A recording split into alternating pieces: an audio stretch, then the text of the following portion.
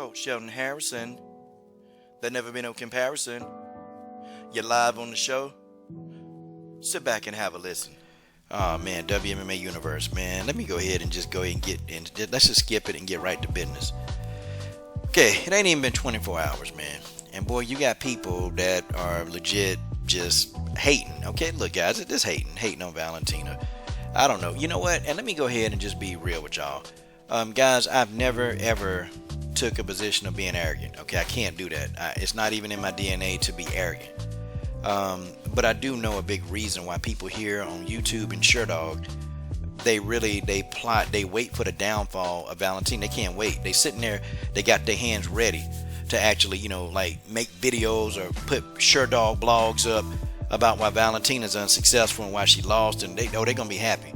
You see, a lot of people on YouTube and a lot of people on SureDog, they hate me. They can't stand me. Okay, and that's really one of the reasons why people want Valentina to just lose.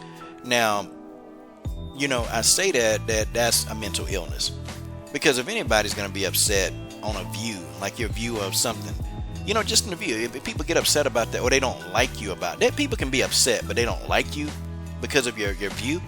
Well, that's a mental illness. But I've had people for years, man. I'm talking about, like, I've been covering Valentina for 5 years. 5 years I've been covering Valentina, and I've had people come at me from all sides, like, man, you do so much work, you cover Valentina, and Valentina can't even show you no respect. She can't even come to your channel. Okay, so Valentina comes to my channel, does an hour-long interview, and then people still trying to criticize that. Oh man, well, Valentina was completely uncomfortable with you, man, but yet, I got their phone number. Like, the idiotic and the stupidity that people try to do, but they don't like me, okay? And I'm telling you, I got the comments, I got the receipts to prove it. So with that out the way, it's fine, okay? Cool. I can even understand that. But to discredit this win over Jennifer Maia because she didn't finish Jennifer Maia, that it's just stupid. You have people running around here talking about, well, Valentina should have finished the fight if she's so great. She should have. Really? She should have finished the fight? And we're going to have a discussion why the fight didn't get finished. And you guys think for yourself. Let's really see if what I'm saying makes sense, or are you just going to look outside of your crystal ball and just continue to say the stupid stuff that y'all keep saying online? It is what it is, man. Okay, Valentina went into Jennifer Maia's world, okay? Because you had analysts, you had people, just lots of people saying that if Jennifer Maia can get this fight to the ground and get Valentina on the bottom, then Valentina is going to get interested. She's going to be in trouble. Well, okay, Jennifer Maia had her chance in round 2. Oh, she had a chance. She had Valentina on her back right where she wanted her. And guess what? Jennifer Maia couldn't even deal out any damage. Jennifer Maia couldn't even deal no damage. I don't even think Jennifer Maia landed a single shot. Okay, while Valentina was on her back. She couldn't even do any heavy damage. Could not transition into any submissions. So I don't know. Do y'all know something I don't know? Jennifer Maia is a legit Brazilian Jiu-Jitsu black belt. There's no doubt about that. She couldn't submit Valentina. How do you explain that?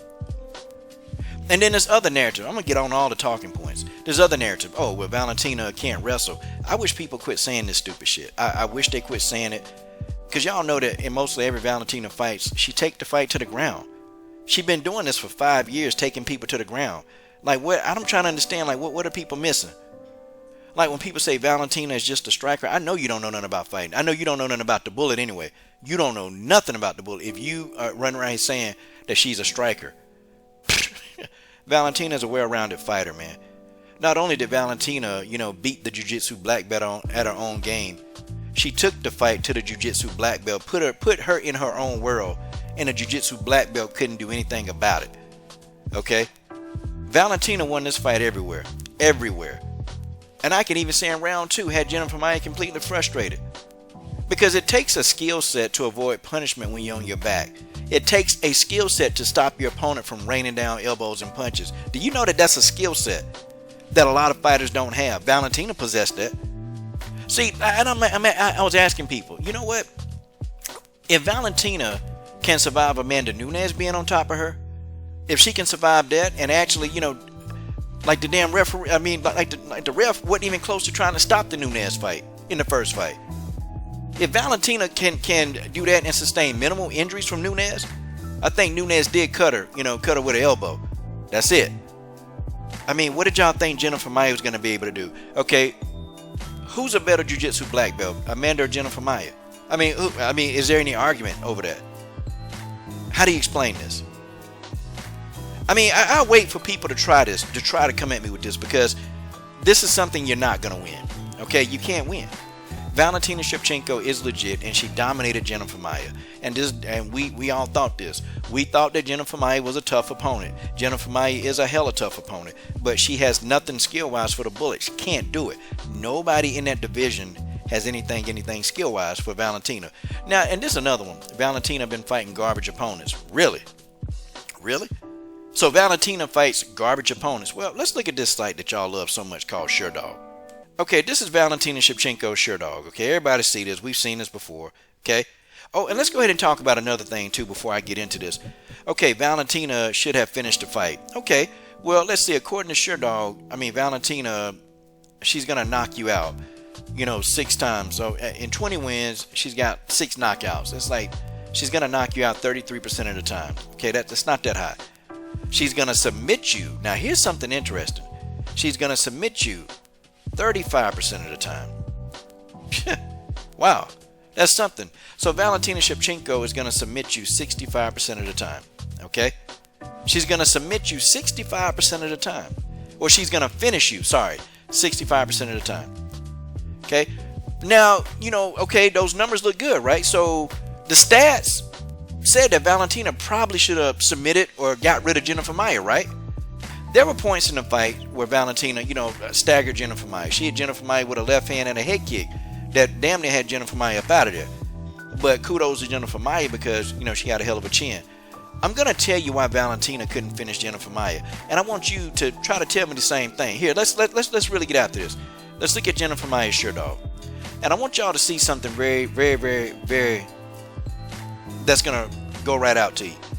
Yeah, she fights at 125 pounds, but that's not always been the case, okay? Jennifer Maia was knocked out by Sheila Graf. Sheila Graf. Why do they do this on SureDog? They put these darn commercials. I don't want to see this crap. She was knocked out by Sheila Graf. Jennifer Maia spent a lot of her career as a bantamweight, y'all. She spent a lot of her career as a freaking bantamweight. Jennifer Maia is a big flyweight.